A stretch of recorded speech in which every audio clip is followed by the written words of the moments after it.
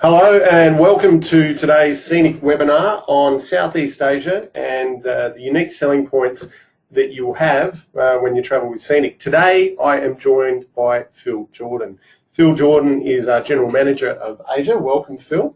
Thanks, Rob.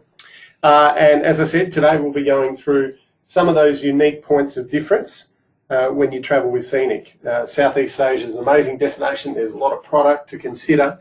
But the Scenic product, I think we're in agreement, not biased in any way, shape or form, is one of the premier products in this region, would you say, Phil? The premier product. Yeah. So we're going to help you navigate through that today, get a better understanding of what it is that Scenic does in these unique regions and essentially what that Scenic difference is. So we'll start with the destination itself. I mean, when we're looking at Southeast Asia, Phil, what does the Southeast Asia product make up, or the Indochina product make up for us? What countries are we talking about here? Yeah, well, it's quite diverse. So Indochina, obviously, we've got Vietnam, Cambodia, and Laos. And, you know, these countries couldn't be more different from each other. A lot of people tend to bundle Southeast Asia or Indochina into one thing and think, you know, you're talking one country, one area, but there's so much difference between Vietnam, Cambodia, Laos, language, culture, customs, cuisine, topography, They're nature, all very unique. Very different. And then Myanmar, completely different again. All right, so if I was to say to you, visually, what do you think of when I say Vietnam? Probably rice or coffee. I've lived there for that long, but that's what comes to mind. Yep, Cambodia? Angkor Wat. Laos? The Mekong River. I lived there for a while as well, so spent a lot of time on that river there. And Myanmar? The temples of Bagan. Yeah, all very iconic images. And think really, all of those things really do illustrate that they are unique, they are very different, and you're not seeing the same thing when you go through there. And then, of course, you're doing that on these very iconic rivers, the mighty Mekong, yes, and the emerging destination of the Irrawaddy. Yeah, the lifebloods of the region. So let's have a look at that in a little bit more depth and what you can expect when you're travelling through these regions with Scenic. So I'll start here with going through what's essentially our points of difference. What is that Scenic difference? Today we're going to be covering on these areas and lifting the veil, or going behind the scenes, if you like, on our 5-star ships, a little bit about the Scenic suites, what makes them unique, some of the beautiful public spaces we have, looking at the design. I think Southeast Asia, Southeast Asians, can I say, are synonymous with hospitality. Yes. I think they're some of the best hospitality workers in the world. And I'm glad to say I reckon we've got a fair bunch of them on our ships. Yeah, usually the highlight for most people. We'll talk about the dining and beverages, which again is at the highest possible level. We do include all our touring. It's synonymous with the Scenic product. We're a very all-inclusive product. But one of the real highlights is Scenic Enrich. We'll look behind the veil of that as well. And then tie it all together with the nth degree. And the nth degree for me means all those 1% things that you wouldn't want to read about in a brochure, but you certainly appreciate when you're there. Yeah, and makes a difference between, you know, that great trip or the trip of a lifetime that you'll never forget. So let's start with those ships, Phil. You have been there pretty much from the very beginning. Yeah, so I moved to Southeast Asia full-time in 2005, but moved there with Scenic more recently. So been there since the start of the ship there, but these ships are truly unique. There's nothing else like it on the Mekong or the Irrawaddy. No one's built anything else like it before, and no one will. We've brought unless people we in. build another one. We brought people in from overseas. Yeah, so we leveraged a lot of, what's a plethora of experience in the European ship designing and build, and then brought that experience over to Asia, and then built locally, built the Scenic Spirit in Saigon, built the Scenic Aura in Yangon, had some teams from Europe come over, but of course built locally, the design's there, but Scenic design, Scenic owned, Scenic built, and that's it. Doesn't happen. So, and how long was that process in total? It's you're looking about an 18 months to 2 year build from start to finish. So there's a lot that's involved in it, and you see from the ships just how different they are to everything else. You will not see, and correct me if I'm wrong, you will not see a ship like this. You won't see anything else like it, no. And probably not on others as well. Aesthetically, it's quite unique for the region. Yeah, it's very noticeable, as you can tell, both externally and internally. And we'll kind of go through, but there's a lot in terms of what you can see to the eye on the ship, and then what's underneath the surface, which a lot of people don't consider, but is equally as important. Yeah, I've got to see that. I've got to say they are quite striking. I was fortunate enough to do one last year, and I can attest that the locals will actually come. This is a tourist attraction. Yeah, They actually come out and have their dinner, having a look at the ship and getting up close to it. So it's quite iconic already in its own right. Even people in the DMA and the marine departments in Myanmar and the different inland waterway transportation, they've never seen anything on it, so they come on and want the full tours and the engine rooms, because nothing's, like I said, nothing's ever been done like it. All right, so let's get into some of the ship. I mean, in terms of safety features, there's a lot of consideration on this particular ship. That what we're going to show today visually is the things that our guests will see, but what are the things that they don't see that you feel are really important to know? Yeah. Well, I think, quite often safety is something which a lot of people take for granted, don't consider, might be assumed knowledge when they're booking something there. So, Scenic's always going to make sure that safety is always going to be taken to, it's never going to be compromised. Nothing's going to be put in there. And often safety and guest comfort go hand in hand. So there's a lot of things within the design of the ship. So the engines, for example, all the engines compliant with IMO Tier 2 emission and European standards there. We've got onboard sewage treatment to European standards. There's a lot which is done to reduce noise and vibration on the ship. So you've got viscoelastic absorption layers in the engine rooms and the bow thrusters. I think there's only one ship that has a bow thruster as well, on other ones there. All the engines are mounted elastically. The generators are installed with elasticity mounts as well.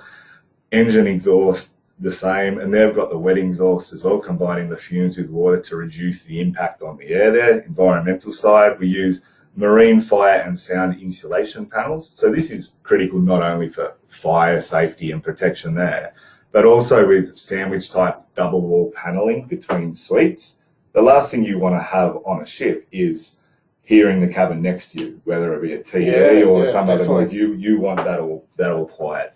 So the water on the ship, we've got reverse osmosis, UV, freshwater treated generators there, centralized hot water production to European standards to maintain it at a constant temperature, also critical for health reasons and to how it goes. Unbelievable.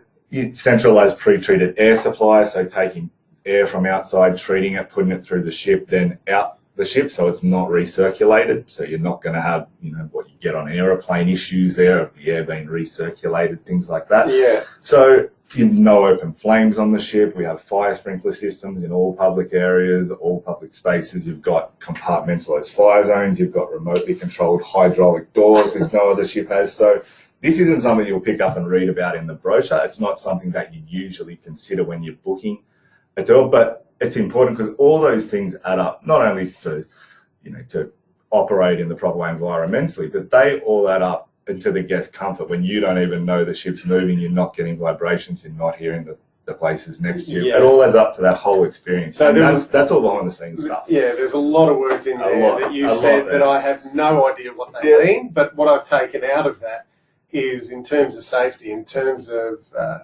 the environment, this is state of the art. Yeah, and look, this isn't what's required by local law and regulation. This is just what we're doing. What we're bringing to the game. That's our standard, and that's never going to be compromised. So no one else goes to that level. Yeah, wow. Okay, well, let's. That's an amazing start. Yeah. Knowing that you're getting on something that is so safe, so green, so environmentally friendly, but then you're now going to be blown away by what's inside this ship. Well, what you actually say, yeah. Yeah, so from the moment that you actually step on board, it just takes your breath away. Yeah. The design and the attention to detail in this thing is, in my personal opinion, it rivals Europe. Yeah, and look, the amount of work that went into this in the design phase and the changes and getting every little piece right as to what mat will be used, what chair will be used, nothing was overlooked. It was the attention to detail is amazing. And most people, when they get on the ship, they'll spend a good 30, 45 seconds just with their mouth open, looking around, wanting to explore. It's, let alone the furniture you're talking about, commissioned artworks. Everything, yeah. We do art tours on the ship because people are so fascinated with the artwork, and where we got it, that we actually have a tour on the ship of people going around with the information about the artist of each piece, what that piece represents, everything there. But these public spaces on the ship, before we even get into the suites, you know, you've got huge public areas. You've got the lounge, which you can see is beautiful. You've got the beautiful sun deck up the top with its herb garden and outdoor cinema, and you know, you can relax and sit on the lounge chairs. You've got the beautiful pool. You've got You're looking at that now. Yeah, the pool's amazing. There. Yes, the restaurant. You've got the state-of-the-art gym down the bottom with all the modern equipment linked to the internet and everything. Hang on.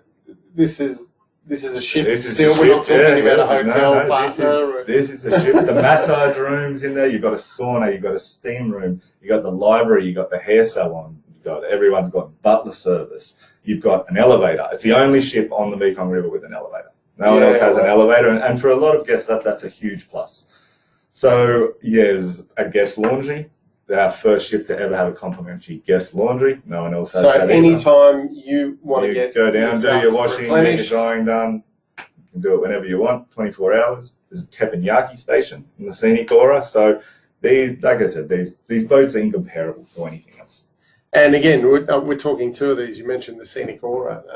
That's the second sister ship that's on the Irrawaddy, and we're talking identical standards here. Yeah, your only difference is there. So everything we talked about in terms of emissions, safety standards, fire zone, sprinkler systems, all that applies. One of the key differences, I think, with the Aura is there is no elevator on the ship. It's a smaller ship, and the reason there is no elevator is because of the sheer weight of the elevator and the importance of the draft of the Aura in the destination to navigate through a very unique waterway. We wouldn't be able to get where we go with the weight of an elevator. An important consideration. Yeah. So, again, moving on, the Scenic Aura, Scenic Spirit, a little bit bigger, of course, the Scenic Spirit as well. So we're talking about 68 passengers versus 44. 44, yes. Yep. So that gives us a pretty firm understanding of the ships. Yeah. And it's a good intimate experience there when instead of 150, 200 people on these 68 44s, a very nice number. And we hear from guests about that quite a bit, the boutique experience, because up until Southeast Asia, we really haven't had anything that caters to such a intimate group size. Yeah, exactly. And it's just designed for this kind of touring and this area there, 150 person ship. And again, from my own experience, I think that actually complements the region really well. Yeah.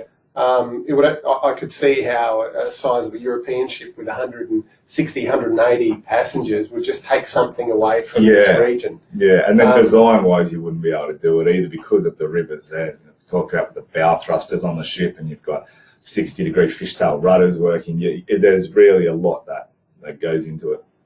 So then we move on to the suites, and you've got a range of different suites. This one we're looking at here is the Royal Panorama Suite, one of our premier suites in the range.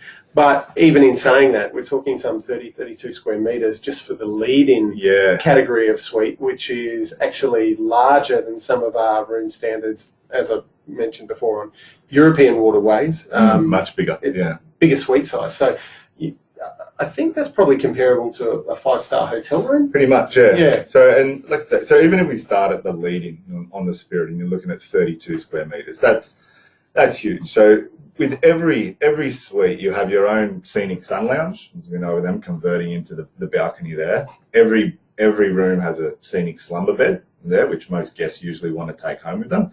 Every suite has a separate living room, which can be partitioned off from the bedroom. Everyone has their separate bathroom with walk-in shower. So maximum of 2 guests. Though. Maximum of 2 guests per suite. And then every suite leading has a walk-in wardrobe. So when you're talking about, there's no porthole cabins, obviously. The smallest possible suite you can be in has its own walk-in wardrobe. And you're 32 square metres. I don't have a walk-in wardrobe at my house. House here in Sydney. So, and then we go up to 80 square metres where you've got a jacuzzi outside on the balcony and you've got a bathtub in your room there. And there's no other ship that has suites this size with that level of inclusions and everything there. They're an amazing start. And how does that compare or rival the other options that are out on those waterways? Is it uncomparable? Yeah, it's pretty uncomparable. You're not going to get anything. You might, yeah, it's uncomparable. Most others have porthole cabins, nice rooms, but nothing's done on this level. And that's just the basic sides of it. And again, I mean, you made reference to the walk-in wardrobes, the bathrooms. Again, we talk about the attention to detail in here. Some of the materials used on this thing has been. It's not just picked up from your local Bunnings. No, most of it's imported, and it's all been hand-picked, and selected last piece, to really complement the entire ship. Yeah, right. Skip past that one. Can't go back there. That's Chantel, I think. That's Chantel. Yeah, I had the privilege of meeting Chantel last year. She's one of our cruise directors. Yes. One of our cruise directors in Myanmar at the time. But she's a great example of the staff from around the world that work for the Scenic Group. We have some amazing staff that complement the on-ground staff in Southeast Asia. Yeah, absolutely. So we've got, I think that's kind of an important point as well, because we manage everything here. It's our ship. We built it, we designed it, we owned it. It's our officers, it's our staff. They only work for Scenic. They only wear the Scenic badge. They have pride in what they wear. And we have our cruise directors who come from, we have Chantel from St. Lucia, we have Toby from Germany, we have Gert from Belgium, we have Joyce from Panama, we have an Indonesian chef, but then all the rest of our staff are all local people, or Vietnamese, Cambodian, or from Myanmar or Burmese. And we think it's very important that we train, we select, handpick the staff, we train them in region. We also train them in Europe for some of the management positions as well and bring them over to learn on our European ships. And because we have such dedicated on-ground staff as well, who are myself based in Saigon, we've got others based in Phnom Penh, we've got others based in Yangon, we've got others based in Mandalay. This recruitment, training and constantly perfecting what we're doing is always ongoing. And I think you raised a good point inadvertently there. You mentioned about your office in Southeast Asia, something we didn't mention earlier on in the piece when we were looking at the region itself, is that we're not an Australian-based company that sends you to Asia. We actually have on-the-ground operations that support there for our guests to meet any requirement. And I think that's critical. Southeast Asia, these destinations isn't something that you can set up and organise over here, go and contact a third party over there, say we want to rent that ship who's owned by someone else and get them to put some staff on it, and these are our brand standards, make sure the staff adhere to them and then start following that. You can't do that. It doesn't work in Southeast Asia. If you want to do something properly over there, you have to be in control of it. You have to have your finger on the pulse. You have to be based there, which is what we are. So we have our office in Saigon. We have our office in Phnom Penh. We have our offices in Yangon, we have our offices in Mandalay, and it's all our people working there. They only work for Scenic, and they're trained to these Scenic standards. And like I said, the staff are the highlight for most of our passengers there. They want to take them home. Yeah, I was going to say, and it's when you consider that, the comments I often get when I speak to many of our guests around the country about how seamless and how smooth everything is. There's a lot of moving parts to that. Yeah, because if you try to put it together any other way, it'll be holes.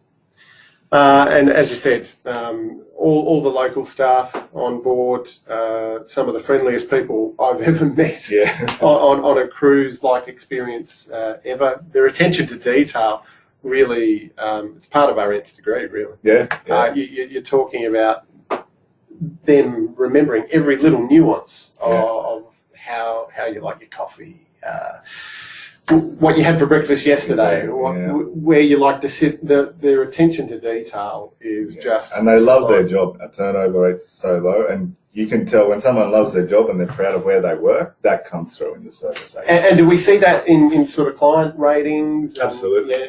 Through all the surveys, you have a look on Cruise Critic or anything about the Scenic spirit or aura, and aside from how amazing the ship is and the size of the suites and everything there, 99.9% will be talking about how amazing the staff are. And so that it's paying dividends, the investment we put into this. Yeah, great to see.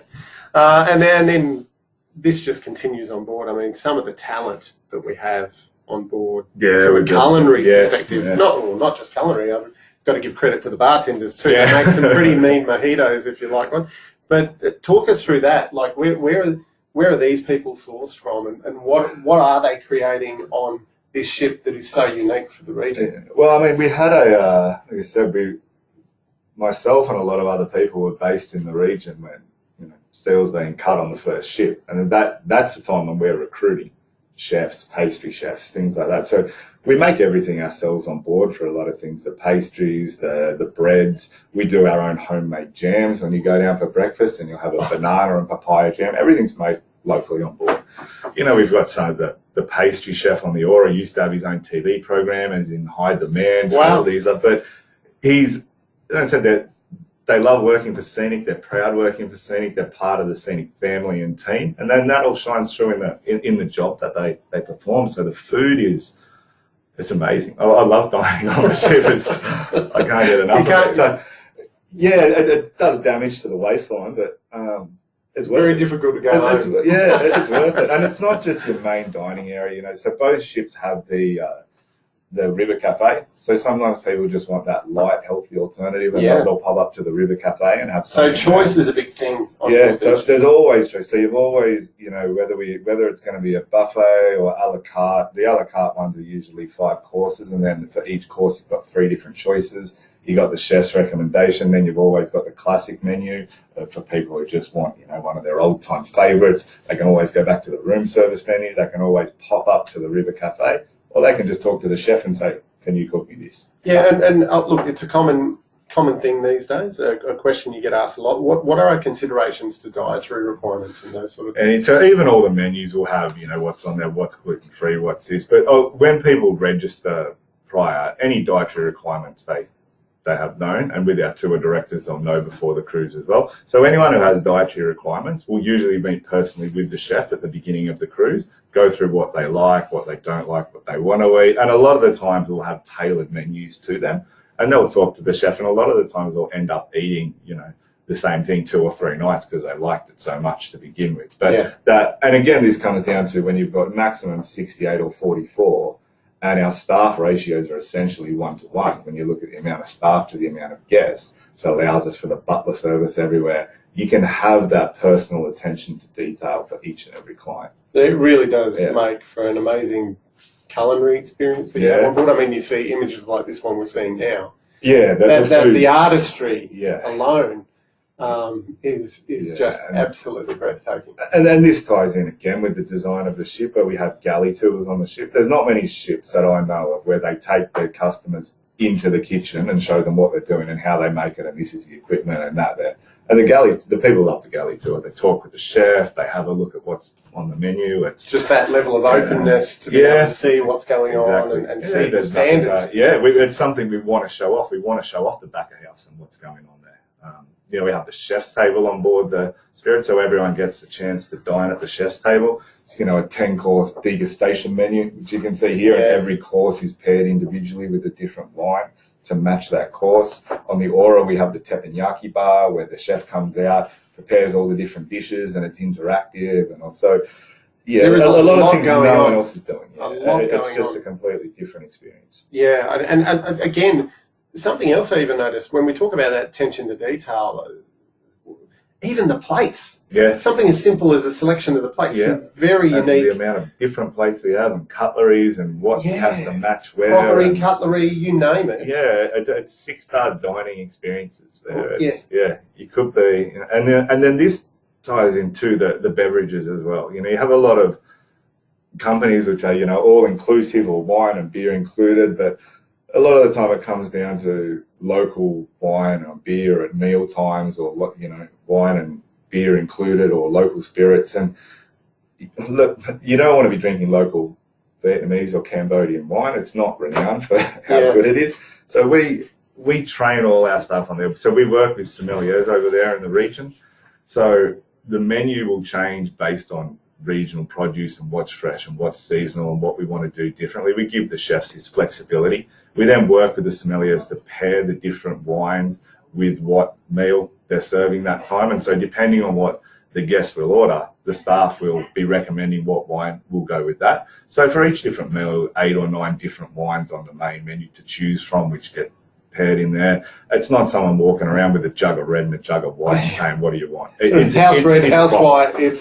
It's really, and I think this underpins what we're talking about here is the value. Yeah. The value of the experience. And this is all summarised in what Scenic is all about. You cannot get an experience like this. No, you can, and it's a bit in this region. And you know, we've spoken about it before, and it's kind of one of the frustrations I have, that when people talk about it, I hear about, you know, oh, so we're looking at these ones and we're comparing this. That you can't compare this to anything on there. There's no price comparison. It's impossible. It really is understanding what we are doing there. And all these things that we're speaking about now, no one else is doing it. It's just, it's in a unique class of its own. I'm ready to go back right now. When look, it goes without saying what we've just gone through on the ship, the considerations, the attention to detail, the value, the safety features, the list goes on and on. That is essentially your home away from home, and a damn good home, if I may say. But when we start to look at the itineraries, how they're put together, a lot of considerations going into that thought process as well. Yeah, a lot of care. And for places, even now when we're looking at the enriched side, and you know, when you finish the cruise and you go to Siem Reap and you see, you know, Angkor Wat, which is this amazing monument, you know, the largest religious temple in the world, and it's mind-blowing, but it's probably one of the most visited tourist attractions in the world at the same time. So these scenic and rich experiences, nothing illustrates it better than this temple dinner that they do at the Kravan temple. So, you know, this is where... And this is quite an undertaking. This happens every cruise that comes in. There is a ridiculous amount of manpower that goes in to put on this event. This is hundreds of people each time setting this up. Tell me how that day goes. The day will start basically at 8 in the morning with the guys that are setting all this up, putting the platforms there, the lighting for the temples, the food organisation, the table setups. You're coming in, by the time you come in at night time with all the lit candles, the welcoming party, the performances, the ice sculptures, the dinner, the amount of work which you've got to go to do with the authorities and the ASAR things to allow this to happen all the time. A lot of planning involved in this, obviously, and obviously this is exclusive to Scenic. No one else does this, because this is also something you can only do when you have that commitment to the. Can't buy this off the shelf. So you've got to be committed to the region in there, people on the ground, working with them day in, day out to continually execute this for every cruise. And we've got videos out there, we've got the brochure. You can't really talk about this and do it justice. You can't really show photos of and do it justice for the experience that it is. I mean, you just ask anyone who's done it, you say, what was the temple dinner like? And they'll just go, oh, you just got it. I can't, go do it. You can't. Yeah, you can't justify it with words. Yeah. For many that I've spoken to, it's the premier highlight. It's a real wow. It's the cherry on the top of what is already an amazing experience. Yeah, exactly. But just to, I don't think you could even put something like this together in Australia or other places. It's just the logistics of everything coming together. And we're doing that a lot. Like this, the Scenic Enrich program is something that features right throughout our itineraries. Yeah, in all those destinations, and something that really, I think, from a guest experience, they need to know about this attention to detail, because is there a comparative for something like this in the region anywhere else? No, can't. If you either do it with Scenic or you don't. Or you don't do it. Yeah, or you find 100 of your mates and organise it a year in advance. Well, you could go about it that way. Or you could travel with Scenic, I would say, depending on who's listening. Certainly my bet's to go with us. We continue that through when we talk about the nth degree. Now, as I said, you've got so many things going on. This is another great experience that I think really highlights those 1% things that we do just better than anyone else, in my own opinion. This is the Yubian Bridge. Yep. Amazing afternoon where you go out at sunset, get on these boats, and very popular option for many guests, Yeah. one would agree. Yeah, definitely, yeah. One But of those kind of bucket list things. where is it that we just make it look, a lot different of, again? So UBM Bridge, you've got the water levels change here so much as well. So from week to week, it's all different. And you're planning ahead with your team on the ground in Mandalay as to how to do it, making sure you've always contracted the best boats, which we have, year in, year out for whenever we go. But when we take the boats out there, we have 2 people there, but we also bring our staff from the ship. We prepare canapes and snacks in our kitchen. We create our own cocktails. We bring champagne out. We bring the champagne glasses. We bring eskies full of beer. We have these ships, our own little boats that go around to all our customers offering, do you want champagne? Would you like a beer? Here's a canapé of your frobois or whatever they're having there while they're watching the sunset. And then another boat there, which is, hey, do you want us to take a photo? And they'll come back and take the photo of them and then come back with the camera. So those little things where everyone else is sitting on a chair or in their boat, staring at our boat saying, where's my drink and why can't someone take a photo of me? And that's that care and attention to detail that makes that amazing experience all the more better and memorable. So this is a great example of where we take something that is typical of the region, a lot of people do it, and we just raise the bar so much higher. Yeah. And then, so all these things that we've talked about, I think, like you said, that sums up the nth degree. Anyone can go over and get on a ship and do the Mekong River, but if you're going to make the time and investment to do it and you want to do it properly and you want a 5-star experience, there's only one choice, and it's clear, it's tangible, it's unequivocal. It's scenic. And that really does bring us towards the end of the presentation, the scenic difference. I mean, we've gone through those amazing ships, of course, the beautiful suites, range of different suites that you have and the amazing features that you have in them. Of course, again, the staff on board, the dining and the beverages, the scenic and rich experience, all rolled up in just that attention to detail and care to make sure that it's not just about going to a destination and ticking those boxes. It's about experiencing it, creating a memory, but doing it in a way that is unrivaled. Yeah, and making it ours. Well, ladies and gentlemen, I hope that helps you really understand what the difference is when you do travel with Scenic to this amazing region of Southeast Asia. Thanks for your time, Phil. Yes, thanks. I appreciate it. And we look forward to seeing you again soon. Looking forward to it.